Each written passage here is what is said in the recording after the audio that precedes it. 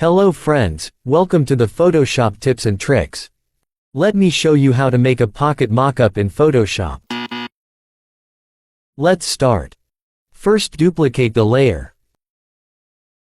Select Object Selection tool.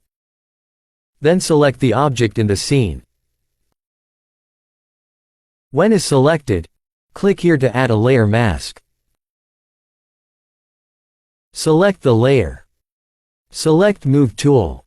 Go to the second image. Click and drag it to the first image. Drag it here, and press Ctrl T, then scale the size that matches the pocket size. When it's done, press Enter on the keyboard.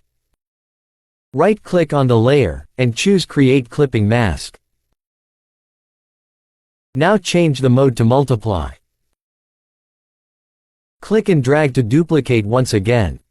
Select, and change the mode to Overlay. Set the opacity to 70%. And this is done. Hope you liked it.